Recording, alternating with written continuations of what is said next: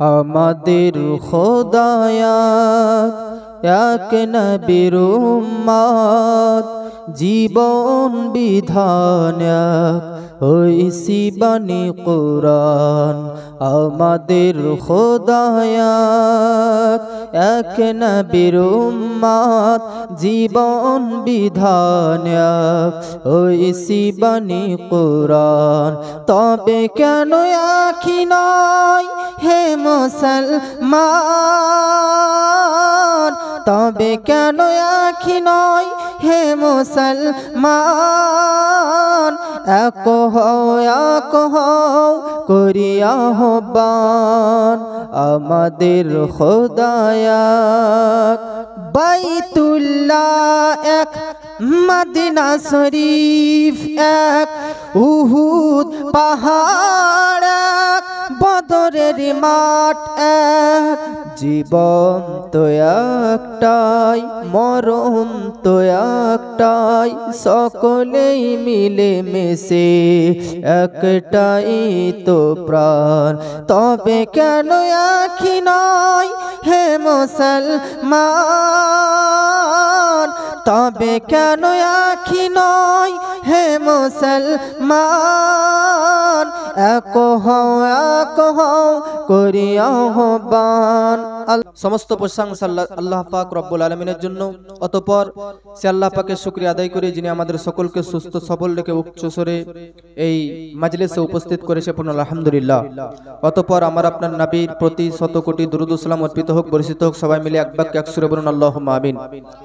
উপস্থিত মুআজ্জাজ, আপনারা মাগরিব পর হইতে হইতে আমাদের পরিচিত জনাব মৌলানা কারি নাসিবুল সাহেব খুবই ভালো জ্ঞানী এবং খুবই ইলমে মারিফাত সম্পর্কে অবগত, তিনি আপনাদের সম্মুখে কিছুক্ষণ বক্তব্য রেখেছেন। তারপরে পরে আমাদের সকলের ইমাম জনাব মৌলানা আখতার সাহেব কিবলা, তিনি আপনাদের সম্মুখে কিছুক্ষণ বক্তব্য রাখলেন। আমি অধম বেয়াদব আপনাদের সম্মুখে উপস্থিত হয়েছি। ইনশাআল্লাহ কিছু আলোচনা করে আমারও বক্তব্য ইতি ও সমাপ্তি ঘোষণা করব। কোরআন থেকে আয়াতে কারিমা তেলাওয়াত করেছি। আল্লাহ পাক কোরআনের মধ্যে বলতেছে, কিছু কাফির এবং কিছু মুশরিক, কিছু বেধর্মী, তারা বলে যে নবীর তাড়াতাড়ি মৃত্যু হয়ে যাক, নবী যত তাড়াতাড়ি মরবে তত ভালো। আল্লাহ পাক রব্বুল আলামিন কোরআনের মধ্যে বলেছে, নবী যখন কাফির এবং মুশরিকদের এই সমস্ত কথা শুনলেন তো একটা আঘাত পেল। আজকে আপনারা যদি পাড়াতে অ্যালাউন্স করে বেড়ান, এক অপরকে বলে বেড়ান যে হাফেজ সাহেবের মরে যাক, হাফেজ সাহেবের ইন্তেকাল হয়ে যাক, তো উনি শুনলে আঘাত পাবে কি পাবে না? পাবে। নবীর কান পর্যন্ত পৌঁছলো, নবী আমার কষ্ট পেলেন। নবী যখনই কষ্ট পেতেন আল্লাহ পাক নবীকে সান্ত্বনা দেওয়ার জন্য কোরআনের মধ্যে আয়াত অবতীর্ণ করে দিতেন। সুরে বলেন সুবহানাল্লাহ। নবীকে কিছু কাফির, কিছু মক্কার বেধর্মীরা বলতেছে নবী লেজ কাটা। আরবের ভাষায় লেজ কাটাকে আরবিতে বলা হয় আবতার, অর্থাৎ যার ছেলে নেই তাকে লেজ কাটা বলা হয়। আমাদের ঘরে যাদের ছেলে সন্তান জন্মগ্রহণ করে না তাদেরকে আমরা বেরাদারনে মিল্লাত ইসলামিয়া যখন আলোচনা করি, তাদের সঙ্গে মিট করি, তখন তারা বলে আমার একটাও ছেলে নেই, খালি মেয়ে দিয়েছে 2-3টা। তো বেরাদার, নবীর ছেলে তো দিয়েছিলেন আল্লাহ, 4টা নবীর ছেলে ছিলেন, 4টা সন্তানই বেরাদারনে মিল্লাত ইসলামিয়া নাবালক অবস্থায় ইন্তেকাল করে গেছিলেন। তাই মক্কাবাসীরা নবীকে বলতো নবীর লেজ কাটা, অর্থাৎ নবী সন্তানহীন, নবীর সন্তান সব মারা গেছে, এই বলে নবীকে কুদ্দেস করতেন, নবীকে বেরাদারনে মিল্লাত ইসলামিয়া খারাপ মন্তব্য করতেন।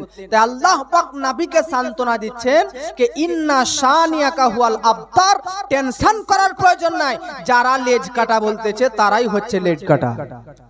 জোরে বলেন, নিশ্চয় আপনার শত্রুরাই হচ্ছে লেজ কাটা।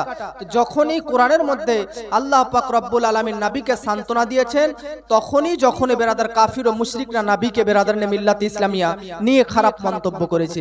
আল্লাহর নবীকে নিয়ে এক সময় তারা খারাপ মন্তব্য করতেছে যে নবীর প্রতি আয়াত অবতীর্ণ হওয়া বন্ধ হয়ে গেছে, নবীর প্রতি আর আয়াত আসে না, নবীর প্রতি আর কোরআনের ওহী অবতীর্ণ হয় না। এই নিয়ে তারা আলোচনা মক্কা এবং মদিনার অলি গলিতে বলা বলি করতেছে। কিছুদিন আয়াত আসা বন্ধ হয়ে গেছিল, তাই তারা এই আলোচনা করতেছে।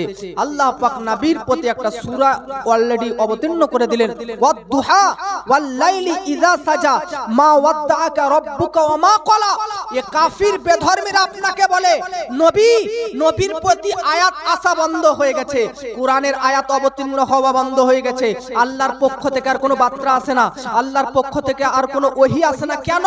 কারণ নবী খারাপ হয়ে গেছে, নবী পথভ্রষ্ট হয়ে গেছে, নবী নিজে খারাপ হয়ে গেছে বলে নবীর সঙ্গে আল্লাহর কানেক্ট কেটে গেছে, নবীর সঙ্গে আল্লাহর সম্পর্ক কেটে গেছে।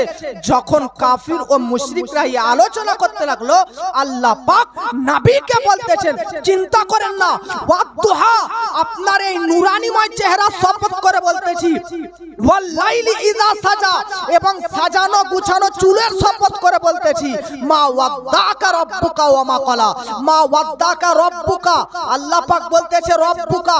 আচ্ছা, আপনি বেরাদার মসজিদের মধ্যে মিলাদের মধ্যে জালসার মধ্যে বলে বেড়ান কি আমার আল্লাহ আমার আল্লাহ আমার আল্লাহ। পৃথিবীর মধ্যে যত বুজুর্গানে দিন, যত ওলিগণ, যত তাবেঈনগণ, যত তাবিনগণ এসেছে সবাই বলেছে আমার খোদা আমার খোদা। আরে এটা তো আপনার ব্যক্তিত্ব যে আপনি আল্লাহকে বেরাদার আল্লাহর অস্তিত্ব স্বীকার করে নিজেকে বলতেন যে আমার খোদা, কিন্তু ও নবীর পাওয়ার দেখুন যে আল্লাহ পাক বলতেছে নবী আমি আপনার খোদা তাআলা। জোরে বলেন সুবহানাল্লাহ। আপনি বলতেছেন আমার খোদা, এটা বড় কথা নয়, বড় কথা হচ্ছে আল্লাহ পাক নবীকে বলতেছেন যে আমি আপনার খোদা। আপনি আল্লাহর বান্দা হয়ে গর্ব করেন আর আল্লাহ নবীকে বান্দা করে আল্লাহ গর্ব করতে থাকে। জোরে বলেন। সান্তনা কি দিতেছে নবী? আপনি কাফির ও মুশরিকদের এই কথাবার্তা শ্রবণ করিয়েন না, নিশ্চয় আপনি পথভ্রষ্ট নয়, বরং আপনি সঠিক পথের পথিক। জোরে বলেন। তো আমি এটা তিনটে উদাহরণ দিলাম যে নবীকে যখনই কখনো কুমন্ত্রণা করা হতো তখন নবীর পক্ষে কোরআনের মধ্যে আয়াত অবতীর্ণ করে বেরাদার সান্ত্বনা দেওয়া হতো। শুধু তাই নয়, আপনি ইমাম সাহেবকে গিয়ে একটা প্রশ্ন করেন তো উনি কিতাব পাঠ করে প্রশ্নের উত্তর দিয়ে দিবে। নবীকে মক্কা এবং মদিনা টোটালি 14টা প্রশ্ন করা হয়েছে বেধর্মীদের পক্ষ থেকে। 14টা প্রশ্নের উত্তরই আল্লাহ পাক নবীর পক্ষে কোরআনের মধ্যে অবতীর্ণ করে দিয়েছে। সুবহানাল্লাহ বলেন। 14টি প্রশ্নের মধ্যে একটা প্রশ্ন ছিল রূহ কি জিনিস। নবীকে প্রশ্ন করা হয়েছিল রূহ কি জিনিস, ওটার পক্ষে আল্লাহ পাক কোরআনের মধ্যে আয়াত অবতীর্ণ করে দিয়েছে। তো এ নবী এমন একজন নবী যার সান্তনার জন্য, যার পক্ষে, যার আল্লাহ পাক উপরে কোরআনের আয়াত অবতীর্ণ করেছেন। ও নবীর ক্ষেত্রে আরেকটা আয়াত আমি যেটা পাঠ করেছি খুতবার পরে আল্লাহ পাক বলতেছে নবী আপনাকে এরা বলছে মরে যাক, আপনাকে বলছে এরা মরে যাক, এদের কথার দিকে দৃষ্টিপাত করেন না। হ্যাঁ হ্যাঁ মৃত্যু অনিবার্য, মৃত্যু নিশ্চিত, অতএব ইন্নাকা মাইয়িতুন আপনিও ইন্তেকাল করবেন, ওয়া ইন্নাহুম ইউমাইয়িতুন যেমন আপনার পূর্ববর্তী নবীগণরা ইন্তেকাল করেছে। জোরে বলেন। একটা কথা মনে রাখবেন, নবীদের ইন্তেকাল আর আমাদের ইন্তেকালের মধ্যে পার্থক্য আছে কিনা? আছে কিনা? আমাদের ইন্তেকাল করার পর আমাদের শরীর, বডি, দেহ মাটিতে মিশে চূর্ণ বিচূর্ণ হয়ে যাবার সম্ভাবনা রয়েছে, কিন্তু আল্লাহর নবী হাদিস শরীফের মধ্যে বলেছে ইন্নাল্লাহ হারামা আলাল আরদি আজসাদাল আমবিয়াই আন তাকুলা ফানাবিয়ুল্লাহি হাইয়্যু ইউরযাকু। প্রত্যেকটি নবীগণের দেহকে মাটির জন্য খাওয়াটা হারাম করে দেওয়া হয়েছে। তাহলে আমার আর নবীর মধ্যে ইন্তেকালের 1 নম্বর পার্থক্য যে আমাদের দেহ মাটিতে মিশে যেতে পারে, কিন্তু নবীদের দেহ কিয়ামত হয়ে যাওয়া সম্ভব, কিন্তু মাটিতে নবীগণের শরীরকে স্পর্শ করা সম্ভব নয়। জোরে বলেন। দ্বিতীয় নম্বর পার্থক্য বাবাজি আব্বাজি বলতেছিলাম বেরাদার, আমার নবীগণ যেইখানে ইন্তেকাল করবেন, এই যে বেরাদার নে মিল্লাত ইসলামিয়া জনাব নজফুল সাহেব, তিনি আমার বেরাদার দাদা, বেরাদার তিনার মা ইন্তেকাল করেছেন। আপনাকে যদি জিজ্ঞাসা করা হয় তিনি ইন্তেকাল কোথায় করেছে, বেরাদার হতে পারে তিনি বাড়িতে ইন্তেকাল করেছে, হতে পারে হসপিটালে ইন্তেকাল করেছে, কারো ইন্তেকাল রোডের মধ্যে হয়ে যায়, কারো ইন্তেকাল অ্যাক্সিডেন্টের মধ্যে হয়ে যায়। আমি বোঝাতে চাইছি যার যেখানে রূহ কবজ করা হয়, যার যেখানে ইন্তেকাল হয়, সেইখান থেকে তুলে নিয়ে এসে যার যেটা গ্রাম, সেই গ্রামের কবরস্থানে তাদেরকে দাফন করা হয়। কিন্তু নবীগণদের স্পেশালিটি হচ্ছে এটাই, যেই জায়গাতে ইন্তেকাল করবে ওই জায়গাতেই তাদের কবর খনন করে তাদেরকে দাফন করা হবে। আমার নবীর ইন্তেকাল হয়েছে আয়েশা সিদ্দিকার বাড়িতে। আয়েশা সিদ্দিকার বাড়িতে নবীর মাজার। মদিনা শরীফের মধ্যে যিনি নবীর মাজার যেখানে আছে ওটাই হচ্ছে হযরত আয়েশা সিদ্দিকা রাদিয়াল্লাহু তাআলা আনহার বাড়ি। জোরে বলেন সুবহানাল্লাহ। তো দুটো পার্থক্য আমাদের ইন্তেকাল আর ওনাদের ইন্তেকালের মধ্যে।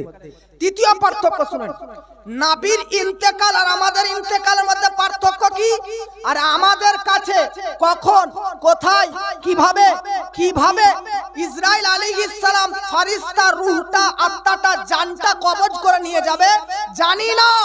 তা আমাদের কাছে রূহ কবজকারী ফেরেশতা পারমিশন, অনুমতি নিয়ে আসে না, কিন্তু ওই ইসরাইল আলাইহিস সালাম আমার নবীর রূহ কবজ করার জন্য তিনবার পারমিশন নিয়ে নবীর রূহটাকে কবজ করেছে। জোরে বলেন।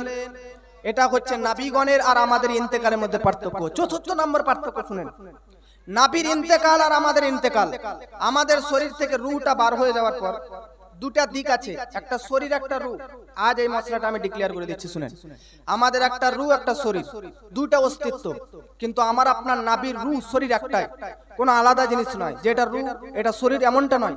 আমি আপনাদেরকে দায়িত্বশীলতার সহিত বলতেছি, যদি কোনো বক্তা বলে যে এটা রূহ নবীর, এটা নবীর দেখো, তো এটা শুধু আপনার বোঝানোর জন্য এটা বলা হয় যে বক্তাই বলেন, কিন্তু তার উদ্দেশ্য থাকে নবীর রূহ শরীর একটাই, নবীর এটা একটাতেই বেরাদার মিল্লাত ইসলামিয়া সীমাবদ্ধ করা হয়েছে। অতএব বেরাদার কেন, তার কারণ আপনার আমার ইন্তেকালের পর শরীর থেকে রূহ বার করার পর কোথায় থাকে? আমি সোহদায়ে কেরাম যারা আল্লাহর পথে শহীদ হয়ে যায় তাদের রূহ কোথায় থাকে? আরশের নিচে সবুজ পাখির ভিতরে তাদের রূহটা থাকে। সবুজ পাখিটা কখনো কখনো জান্নাতের মধ্যে ঘুরে বেড়ায়। বেরাদার এটা তো যারা শাহিদ, যারা আল্লাহর পথে শহীদ হয়ে যায় তাদের মর্তাবা, তাদের মর্যাদা, তাদের পাওয়ার আমি বলতে চাই। যারা বেরাদার কাফির, যারা মুশরিক, যারা বেধর্মী, তাদের শরীর থেকে রূহটা বার হয়ে যাওয়ার পর কোথায় থাকে? সিজ্জিনে থাকে। ভালো ব্যক্তির রূহ শরীর থেকে বার হওয়ার পর ইল্লিনে থাকে। কোন ব্যক্তির রূহ যদি ভালো নেককার, আরো নেককার হয় তো তার রূহ আরশের নিচেও থাকে। কোন ব্যক্তির রূহ 7 আসমানে থাকে, কোন ব্যক্তির রূহ 6ম আসমানে থাকে, কোন ব্যক্তির রূহ 1ম আসমানে থাকে। শরীর কবরে, কিন্তু রূহ বিভিন্ন জায়গায় থাকে। একটা কথা মনে রাখবেন, আকীদা মাসলা শুনুন, রূহ যেখানেই থাকুক না কেন শরীরের সঙ্গে রূহের কানেকশন থাকবে। রূহকে যদি আঘাত দেওয়া হয় তো শরীর অনুভব করবে, আর শরীরকে যদি আঘাত দেওয়া হয় তো রূহ অনুভব করতে থাকবে। আমি বলতে চাই আপনার আমার শরীর থেকে রূহ বার হওয়ার পর বিভিন্ন জায়গায় থাকে। গ্রেফতার থাকে খারাপ ব্যক্তি, আর যারা নেককার ব্যক্তি, আল্লাহ নবী সাল্লাল্লাহু আলাইহি ওয়াসাল্লাম বলেছে যারা মুমিন, যারা আল্লাহওয়ালা, যারা ওলি, তাদের রূহকে আল্লাহ স্বাধীনতা দান করে দেয়, যেখানে ইচ্ছা যেথায় ইচ্ছা ঘুরে ফেরাতে পারে। এজন্য আমরা বড় পীর খাজা মঈনুদ্দিন চিশতি, যত বড় বড় দক্ষশীল পণ্ডিত আল্লাহর ওলি আছেন, তিনাদেরকে আমরা রুহানি অবস্থায় এখানে ডাকতে পারি। কি অবস্থায়? রুহানি অবস্থা। যদি বলি যে এখানে বড় পীর আব্দুল কাদের জিলানী হাজির আছে, এর মানে কি জিসমানি অর্থাৎ শারীরিক সহকারে নয়, বরং রুহানি তরফ, রুহানি সহকারে, রূহ আকারে তিনি এখানে আসতে পারে। জোরে বলে। তো আমাদের রূহ শরীর থেকে আলাদা জায়গায় থাকে, এটা আমাদের ইন্তেকাল। আর নাবির ইন্তেকাল, নাবির শরীর থেকে রূহ পৃথিবীর অন্যান্য জায়গায় নয়, বরং নাবির বডির মধ্যেই, বেরাদার শরীরের মধ্যে রয়েছে। জোরে বলেন। তো নবীর ইন্তেকাল আর আমাদের ইন্তেকালের মধ্যে পার্থক্য আছে কিনা? অবশ্যই আছে। আচ্ছা, আমাদের মারা যাবার পর যখন গোসল দেওয়া হয়, তো গোসল দেওয়ার সময় যে পানিগুলো কোন দিকে ডেনে মেনে পুকুরে বয়ে যায়, কখনো চিন্তা করি? চিন্তা করি না। আমার আপনার নবীর ইন্তেকালের পর গোসল দিচ্ছে হযরতে আলী, মেন সাহাবী হযরতে আলী। তিনি বলতেছে নবীর ইন্তেকালের পর যে বডিতে গোসল দিচ্ছি, তো শরীরের পানিগুলো মাটিতে একটাও নেই। 4 জন প্রধান ফেরেশতা জিবরাইল, মিকাইল, ইসরাফিল, ইসরাইল আলাইহিস সালাম, এই 4টা ফেরেশতা 4টা বালতিতে তুলে নিয়ে জান্নাত নিয়ে চলে গেছে। সুবহানাল্লাহ। তো আমার আপনার নবীর ইন্তেকালের পর হযরত আলী বলতেছে শরীরের থেকে পানি তো পড়ছে, কিন্তু মাটিতে এক ফোঁটাও পড়ে না, সব বালতিতে প্রবেশ হচ্ছে। আর এক একটা ফেরেশতা, জিবরিল হোক, মিকাইল হোক, ইসরাইল হোক এবং ইসরাফিল হোক, এই 4টি ফেরেশতা 4টি বালতিতে করে নিয়ে চলে যায়। হযরত আলী বলে যে নবীর দেহ থেকে সব পানি নিয়ে যায়, কিন্তু 2 জায়গার পানি থেকে যায়। ওই 2 জায়গার পানি নিয়ে যায়, একটা নাভিতে আর একটা হচ্ছে চোখে, চোখের পাতায় নাভির পানি ছিল, আর একটা নাভিতে পানি ছিল। আলী বলতেছে আমি সুযোগ সুবিধা বুঝে নবীর নাভিতে এবং চোখে লব ঠোঁট লাগিয়ে সেই নবীর গোসলের পানিটা চুষে নিয়েছি। আজ আলীর ব্যাপারে বক্তব্য দেওয়া হয়, আলী কার নাম? যার ব্যাপারে বলা হয় আমার নাবি হচ্ছে ইলমের শহর, তার দরজা হচ্ছে হযরতে আলী। বাবাজি হযরতে আলীর কতটা জ্ঞান, হযরতে আলীর কতটা ইলম, হযরতে আলীর কতটা বিদ্যা। বেরাদারনে মিল্লাতি ইসলামিয়া হযরতে আলী। জুম্মা মসজিদে আমি একদিন বক্তব্য রাখতে গিয়ে বলেছিলাম, আবার আপনাদেরকে রিভাইজ করে বলে দিচ্ছি। হযরতে আলী বলতেছেন সম্পূর্ণ 114টি সূরা নয়, সম্পূর্ণ 30 পারা নয়, বরং সম্পূর্ণ বিসমিল্লাহির রহমানির রহিম নয়, বরং বিসমিল্লাহ লিখতে গেলে বা দিয়ে শুরু হয়, বরং বা দিয়ে শুরু হয়। ওই বার নিচে যে নুকতা আছে, যে ডট আছে, ওই ডটের কথা বলতেছি, ওই নুকতার কথা বলতেছি। আলী বলতেছে ওই নুকতার যদি তাফসীর লিখতে লাগি তো লিখতে লিখতে লিখতে এতটা খাতা হয়ে যাবে যে বহন করার জন্য 80টি গাড়ির প্রয়োজন হয়ে যাবে। আর একটাও সম্পূর্ণ সূরা নয়, সম্পূর্ণ বিসমিল্লাহির রহমানির রহিম নয়, বরং বিসমিল্লাহ লিখতে আরম্ভ দিয়ে যে বা হয়, ওই বার নিচে যে নুকতা রয়েছে, ওই নুকতার যদি তাফসীর লিখতে লাগি তাহলে লিখতে লিখতে এতটা খাতা হয়ে যাবে যে খাতাগুলোকে বহন করার জন্য তৎক্ষণাৎ যুগের 80টি উট প্রয়োজন হয়ে যাবে। এই হযরতে আলীর এতটা ইলম কথা থেকে এলো। হযরতে আলী বলতেছে আমার ভিতরে তখন থেকে ইলম চলে এসেছে। আমার নাবিজির শরীরের মধ্যেতে ওই চোখ এবং নাভির মধ্যে যে দুই জায়গাতে পানি ছিল, ওই পানি যখন থেকে চুষে নিয়েছি তখন থেকে আমার ভিতরে এতটা জ্ঞান চলে এসেছে। তো আমাদের গোসলের পানি আর নাবির গোসলের পানির বরকত দেখুন যে হযরতে আলীর এতটা জ্ঞানী হবার পেছনের উদ্দেশ্য যে উনি নাবির চোখের পাতাতে আর নাভিতে যে পানি ছিল ওই পানি চুষে নেওয়ার পর তিনি এত বড় জ্ঞানী হয়ে গেছেন। জোরে বলেন।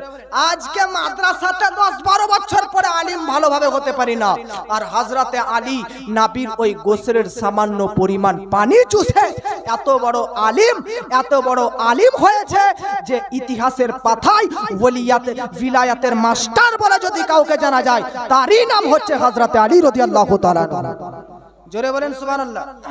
তা এটা হচ্ছে আমার নবী। আমি বলতে চাই একটা পিউরেটা, 4টা ফারিস্তা জিবরাইল, মিকাইল, ইসরাইল, ইসরাফিল।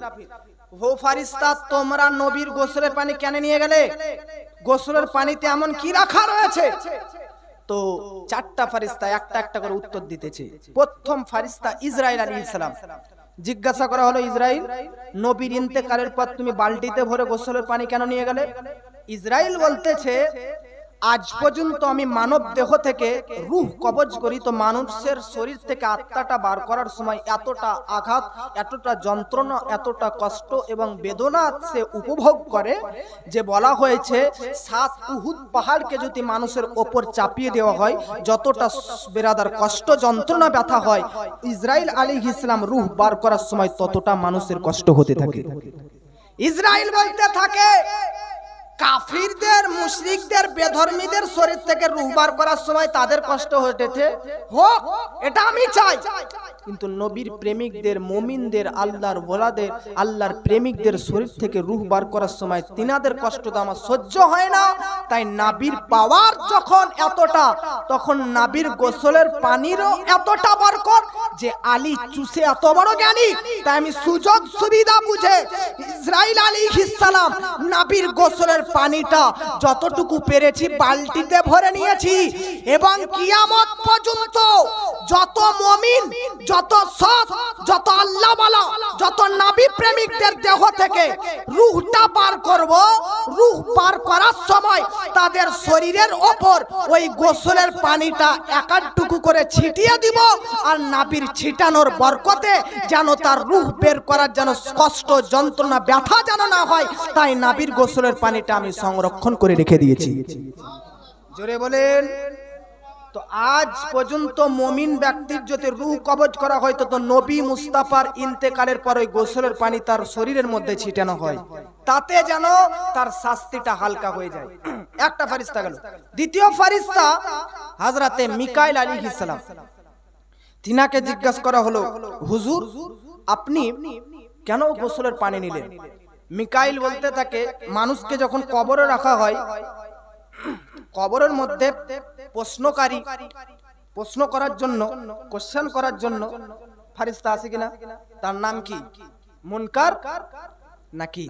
মুনকার নাকির বলবেন, মুনকির নকির নয়, মুনকার নাকির। মুনকির মানে হচ্ছে কাফির। ধরেন ইনার নাম আখতার, তো আর একটা ওনার মা ভালোবেসে নাম রেখেছে সাত্তার, তো আখতার যার নাম তারই নাম সাত্তার। তো কাফির যার নাম তারই নাম হচ্ছে মুনকির। মুনকির মানে হচ্ছে ইনকারকারী, অস্বীকারী। কোরআন ও হাদিসকে, আল্লাহকে যারা অস্বীকার করে তাদেরকে মুনকির বলা হয়। কিন্তু আমরা তো সাধারণ সার্ভিস সম্পর্কে অবগত নয়, তাই আমরা মুনকির বলে থাকি। তাই সঠিক শব্দ কি হবে? মুনকার এবং নাকির। মুনকার নাকিরের সূরত কেমন হবে? মুনকার নাকির দেখতে কেমন হবে? যে কবরের মধ্যে প্রশ্ন করতে আসবে, কিতাবের মধ্যে লিপিবদ্ধ রয়েছে তার চোখ দুটো হবে নীল নীল। কি? নীল নীল। আর পা পর্যন্ত মাথার চুল বড় থাকবে, মাথার চুল পা পর্যন্ত ঠেকে থাকবে, পুরো শরীরটা থাকবে কালো, আর তার সামনে দুটা দাঁত থাকবে বিশাল বড় বড়। ওই দাঁতের আঘাতে, দাঁতের সাহায্যে কবরকে ফেড়ে আপনার কবরের মধ্যে প্রবেশ করবে। ভয়ঙ্কর ব্যাপার। রাতের গভীর অন্ধকারে যদি বেরাদার আপনার সামনে এরকম কোন ব্যক্তি চলে আসে, আপনিও ভয়ে কাঁপতে থাকবেন, আপনিও ভয়ে কাঁপতে থাকবেন। বাবাজি হযরতে মিকাইল আলাইহিস সালাম বলতে থাকে, কাফির মুশরিকদের কবরের কথা বাদ দিলাম, মুনকার নাকিরের কবর। মুনকার নাকির যখন কোন মুমিন ব্যক্তির কবরের মধ্যে প্রবেশ করবে, মুনকার নাকির দেখতে এতটা বেরাদার ভয়ঙ্কর, মুনকার নাকির দেখতে এতটা আশ্চর্যজনীয় হতে পারে। মুনকার নাকির কবরের মধ্যে যখনই প্রবেশ করবে, তখন বেরাদার মৃত ব্যক্তি দেখা মাত্র ভয়ে কাঁপতে কাঁপতে থাকতে পারে। এই জন্য আমি মিকাইল নাবির গোসলের পানিটা রেখে রাখলাম। যখন যখন মুমিনদের ইন্তেকাল হবে, যখন যখন আল্লাহওয়ালাদের ইন্তেকাল হবে, এবং যখন তখন তাদেরকে কবরে শায়িত করা হবে, আমি মিকাইল সুযোগ বুঝে আমার নাবির গোসলের পানি টানিয়ে প্রত্যেকটি মুমিনের কবরের মধ্যে তাদের ওপরে ছিটিয়ে দিব। যেমনই ছিটিয়ে দিব, মুনকার নকিরের এই ভয়ঙ্কর দৃশ্য থেকে তারা বঞ্চিত হয়ে যাবে। মা বোনেরা, কত বড় নাবির অবদান, নাবির গোসলের পানির কতটা বরকত। বাপজি ভাই জান্নারে, মুনকার নাকিরের ভয়ঙ্কর দৃশ্য পর্যন্ত নাবির গোসলের পানির কাছে হার স্বীকার করতে বাধ্য। বাবাজি দুইটি ফারিস্তার নাম হলো, তৃতীয় নম্বর ফারিস্তা নাম হচ্ছে ইসরাফিল আলাইহিস সালাম। ইসরাফিলকে বলা হলো, ও ইসরাফিল, নবীর ইন্তেকালের পর গোসলের পানিটা তুমি কেন নিয়ে আসলে? ইসরাফিল বলতে থাকে, জানো না হাসরের প্রান্তরটা কতটা ভয়ঙ্কর হবে, কিয়ামতের মাঠটা কতটা ভয়ঙ্কর হবে। সূর্য মানুষের 2 হাত থেকে 3 হাত উপরে থাকবে। এ বেরাদার, আপনারা জানেন এই যে সূর্য দেখতে পাচ্ছেন, এই সূর্য বেরাদার এই সূর্য কিন্তু তার আসল রূপটা দেখায়নি। এই সূর্য হচ্ছে নকল রূপ, অর্থাৎ তার উল্টা দিক হচ্ছে বেরাদার আমরা সহ্য করছি, আমরা দেখতে পাচ্ছি এটা সূর্যের উল্টা দিক। আর বেরাদার সিধা দিক বেরাদার হাসরের প্রান্তরে আসবে, তাও আবার বেরাদার 2 থেকে 3 হাত মাথার উপরে। চারিদিকে জাহান্নাম থাকবে। বাবাজি আমার মুসলমানেরা, চতুর্দিকে কান্নার আওয়াজ থাকবে। হাসরের প্রান্তরটা এমন প্রান্তর হবে, কোরআনের মধ্যে আল্লাহ পাক বলতেছে, বাপ মা বেরাদার ছেলেদের কাছে যাবে, ছেলেরা বাপ মার কাছে যাবে, স্বামী স্ত্রীর কাছে যাবে, স্ত্রী স্বামীর কাছে যাবে। এক অপরের মধ্যে দৌড়াদৌড়ি করতে থাকবে, এক অপরের মধ্যে দৌড়াদৌড়ি করতে থাকবে। পারিশান আর পারিশান। এ বেরাদার, দুনিয়ার দিক দিয়ে 50,000 বছর যতটা টাইম লাগে, হাসরের প্রান্তরের একটা দিন হবে দুনিয়ার 50,000 বছরের সমতুল্য। ওই কিয়ামতের মাঠটা কতটা ভয়ঙ্কর হতে পারে, কতটা আঘাত বেরাদার হতে থাকে। বেরাদার মানুষরা বেরাদার সব কাঁপতে থাকবে, সব কান্না করতে থাকবে। এবার ইসরাফিল বলতে থাকে, তোমরা শুধু মুমিন হয়ে যাও, তোমরা শুধু আল্লাহ ওয়ালা হয়ে যাও, তোমরা শুধু সৎ হয়ে যাও, টেনশন করার প্রয়োজন নেই। এই যে আল্লাহ পাক কোরআনের মধ্যে বলেছেন লা খাউফুন আলাইহিম ওয়ালা হুম ইয়াহজানুন। আপনি কি ভেবে দেখেছেন বেরাদার, লা খাউফুন ওয়ালা হুম ইয়াহজানুন এর ব্যাখ্যা পড়েছেন? এর তিনটি ব্যাখ্যা, তার মধ্যে একটা ব্যাখ্যা বলতেছে বেরাদার হাসরের প্রান্তরে কোনো আল্লাহর ওলিদের ভয় থাকবে না। তার মানে কি বেরাদার, যখনই হাসরের প্রান্তর অনুষ্ঠিত হবে, আমার নবীজি সাল্লাল্লাহু তাআলা আলাইহি ওয়াসাল্লামে গোসলের পানিটা প্রত্যেকটা মুমিন ব্যক্তির চেহারাতে ছিটিয়ে দেওয়া হবে। আর যেমনই ছিটিয়ে দেওয়া হবে, হাসরের প্রান্তরে বেধর্মীরা, কাফিররা, মুশরিক, মুনাফিকরা সবাই আযাবে তো গ্রেফতার থাকবে, কিন্তু তাদেরই মধ্যে আপনি নাবির গোসলের পানি ছিটা পাওয়ার সঙ্গে সঙ্গে বেরাদার আযাব থেকে বঞ্চিত হয়ে যাবে। নবীর ইন্তেকালের পর গোসলের পানির বরকত কতটা? তিনটি ফেরেশতা বলল, চতুর্থ আর একটা বাকি থাকলো জিবরিল আমিন। এবার এই কথাটা শুনে আপনাকে আরো মজা লাগবে। জিবরিলকে জিজ্ঞাসা করা হলো, জিবরাইল বলো বলো, তুমি নবীর ইন্তেকালের পর গোসলের পানি কেন নিলে? জামিনের মধ্যে পৃথিবীর শুরু থেকে আজ পর্যন্ত চর্ম চোখে, চামড়ার চোখে কেউ কি আল্লাহকে দেখতে পেয়েছে? চামড়ার চোখে নবী ছাড়া, আমার নবী মেরাজের রাত্রিতে একমাত্র আল্লাহকে দর্শন করেছে, কিন্তু নবী ব্যতীত পৃথিবীর কোন ব্যক্তি কিন্তু আল্লাহকে দেখতে পায়নি। হযরত আলীকে জিজ্ঞাসা করা হলো, আল্লাহকে দেখতে পাওয়া যায় না কেন? তো আলী বলতেছে, সূর্যের দিকে তাকিয়ে থাকতে পারবে 5 মিনিট? তো বলতেছে, না, সূর্যের দিকে তাকিয়ে থাকতে পারবেন। আপনি দ্বিপ্রহরের টাইমে দুপুর 12টার দিকে সূর্যের দিকে তাকিয়ে থাকতে পারবেন? পারবেন? আরে বোকা, সূর্যের দিকে যে লক্ষ কোটি মাইল দূরে আছে, কোটি কোটি মাইল উপরে, তাকে যদি এত নিচ থেকে দেখার ক্ষমতা না রাখো, সূর্যের সৃষ্টিকর্তাকে ডাইরেক্ট চোখে দেখবে কি করে? বেরাদার, আল্লাহকে দেখতে পাওয়া যায় না, এটাই হচ্ছে সর্বস্ত ভালো কথা, এটাই হচ্ছে পাওয়ারফুল কথা, আর এটাই হচ্ছে গ্রহণযোগ্য কথা। বেধর্মীরা তারা তাদের ভগবান, তারা তাদের খোদাকে, তারা তাদের শ্রেষ্ঠ খোদাকে দেখতে পায় তাদের কাছে, কিন্তু আমরা আমাদের গড, আমরা আমাদের খোদা, আমরা আমাদের রবকে দেখতে পাই না। তো মুসলিম জাতির কিছু যুবক ছেলেরা বলতে থাকে, দেখা যায় না আল্লাহকে, খুব দুর্বল, খুব বেরাদার নে মিল্লাত ইসলামিয়া, আমরা অকেজো তাদের কাছে, যে তারা তাদের বাতিলা খোদাকে দেখতে পায়, কিন্তু আমরা খোদাকে দেখতে পাই। একটা কথা মনে রাখবেন, যে জিনিস দেখা যায় না তার পাওয়ার বেশি। জোরে বলেন, যাকে দেখা যায় না তার পাওয়ার বেশি। আচ্ছা একটা কথা বলেন তো, পানি বেশি দামি না হাওয়া বেশি দামি? বলেন, পানি বেশি দামি না হাওয়া? হাওয়া বেশি দামি। আপনারা কেউ বলেন না গো? আপনারা বলেন, ইমাম সাহেবের শুনে শুনে মুক্তাদি বলেন যে হাওয়া বেশি দামি, হাওয়া বেশি দামি। আমি প্রায় জায়গাতে, প্রায় স্টেজে যখন বলি এই কথাটা, যে পানি বেশি, যখন পানি বেশি দামি না হাওয়া বেশি দামি, তখন মানুষ তো এত ভাবে না, সঙ্গে সঙ্গে বলতে যে পানি বেশি দামি। তো আমি বলবো পানির চাইতে হাওয়া বেশি দামি। কেন? তার কারণ রোজা মাসে সকাল থেকে সন্ধ্যা পর্যন্ত একটা মানুষ পানি না পান করেও থাকে, কিন্তু হাওয়া থেকে একটা মানুষ যদি নিঃশ্বাস বা অক্সিজেন যদি না নেয়, সকাল থেকে সন্ধ্যা পর্যন্ত বাঁচবে? বাঁচবে হাওয়াতে।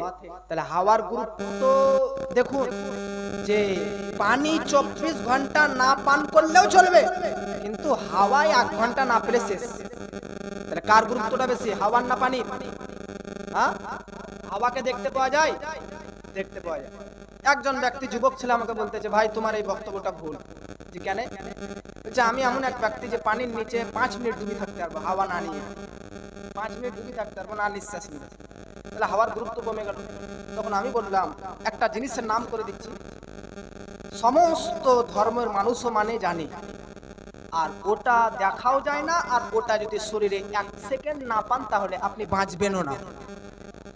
ওই জিনিসটার নাম কি বলে দেবো? কি এমন একটা জিনিস যেটা সেকেন্ড পরিমাণ যদি আপনার শরীর থেকে আলাদা হয়ে যায় তাহলে আপনি বাঁচবেন না, সেটার নাম হচ্ছে আর রূহ অর্থাৎ আত্মা। জোরে বলেন সুবহানাল্লাহ। তো আত্মাকে কখনো দেখতে পেয়েছেন? হাওয়া তবুও তো দেখা যায় না, কিন্তু অনুভব করা যায় হাতে। কিন্তু হাওয়া অপেক্ষা, হাওয়া চাইতে রুহের কতটা গুরুত্ব, যে একটা মানুষ হাওয়া থেকে 5 মিনিট না নিঃশ্বাস নিয়েও থাকতে পারে, কিন্তু রুহ শরীর থেকে যদি 1 সেকেন্ড পরিমাণের জন্য বেরিয়ে যায় তাহলে মানুষ তো মারাই যাবে।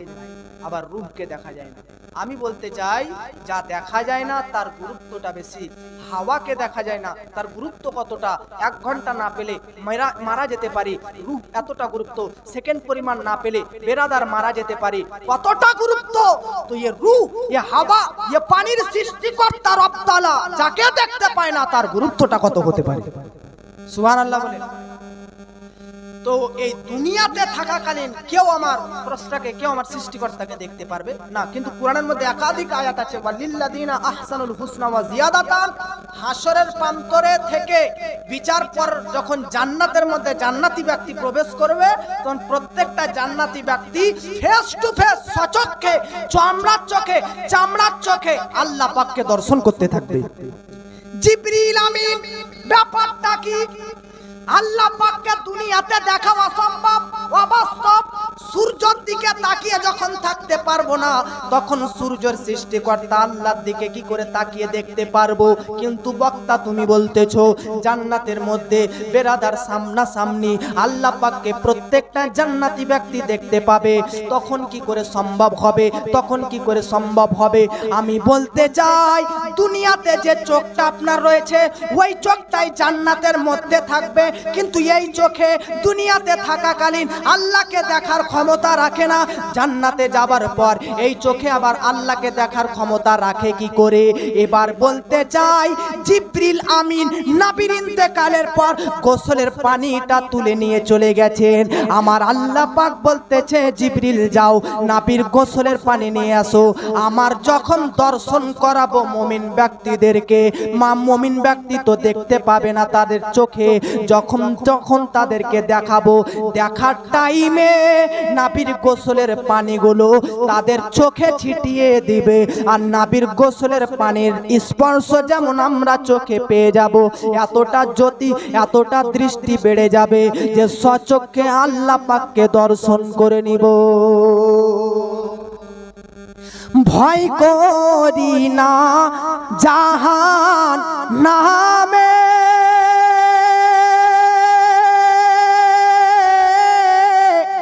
আগুন ডরায় নাবির তরে, হে আগুন হয়ে যায় ফুল, আল্লাহর নূরে তৈরি গো আমার মুহাম্মদ রাসূল। জোরে বলেন।